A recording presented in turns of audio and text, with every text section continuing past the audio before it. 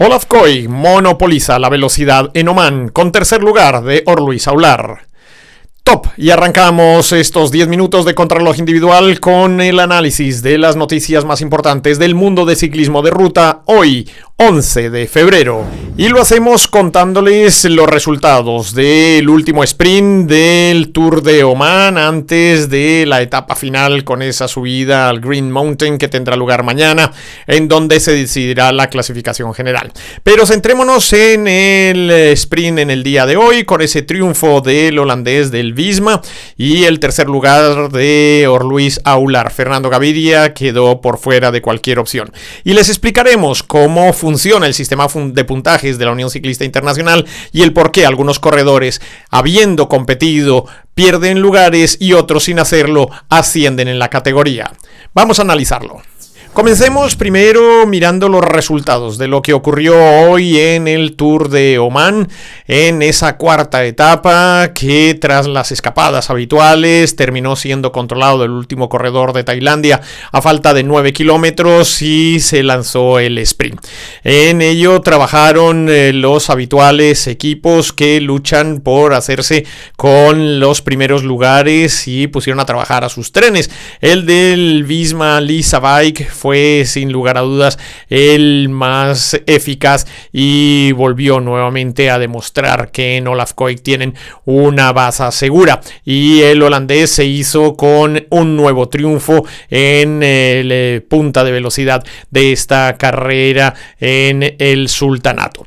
No hubo noticias de Fernando Gaviria, que se había mostrado ya incómodo a falta de 172 kilómetros, había solicitado la presencia del vehículo del Movistar y verdaderamente no pudo ni tuvo ninguna opción de disputar el mismo, ya que llegó a más de 1 minuto y 40 sobre los que terminaron sprintando.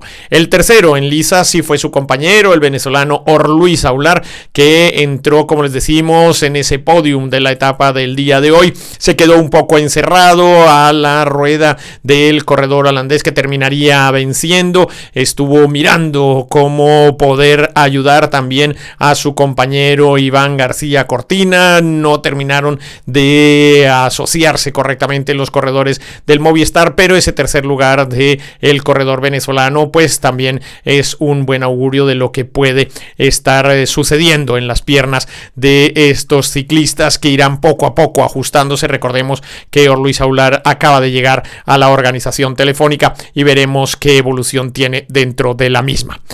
Pasemos ahora a explicar y a analizar las clasificaciones de la UCI en esos puntajes que se hacen públicos todos los comienzos de semana. Y hoy tenemos que destacar dos datos muy importantes. El primero es que Santiago Buitrago ha subido 9 puestos en la clasificación de la Unión Ciclista Internacional, y junto a Egan Bernal, que es también otro de los que más sube, es ahora con 3 puntos más en el puesto 58, el que sigue a continuación del corredor Buitrago. Sin embargo, llama la atención que hay corredores como por ejemplo Richard Carapaz, que ocupaba el puesto número 23 en la semana pasada y habiendo competido en las 3 primeras etapas del Etoile de Bessèges haya descendido 2 puestos hasta el 25 con esos 2040 puntos.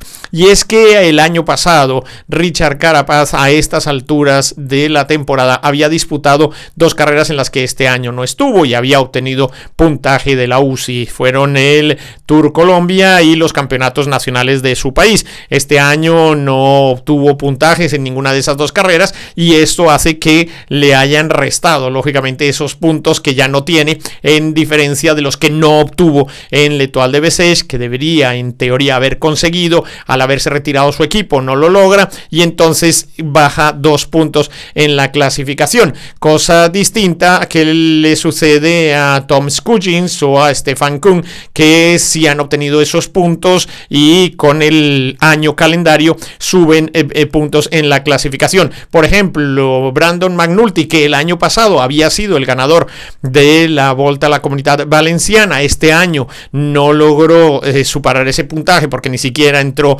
entre los 3 primeros, pues ha bajado 2 puntos del 26 al 28 con esa clasificación de 1934 puntos con 33. ¿Por qué ese 33? Porque formó parte del equipo que en la contrarreloj por equipos obtuvo ese puntaje dentro de la Volta de la Comunidad Valenciana en la etapa número 1. Siempre que hay un 33, un 64, un 71 es porque formó parte de algún equipo que obtuvo puntuación de la UCI en una carrera donde había una contrarreloj por equipos. Pues en ese caso, Brandon McNulty, al no sumar ya los puntos de la Volta de la Comunidad Valenciana del año pasado y sí los de este año, pues desciende 2 casillas. Le sucede algo parecido a Daniel Felipe Martínez, que el año pasado había obtenido 50 puntos de su participación en los campeonatos nacionales de Colombia. Este año no ha puntuado porque no ha competido y entonces también pierde 2 casillas y se sitúa en el puesto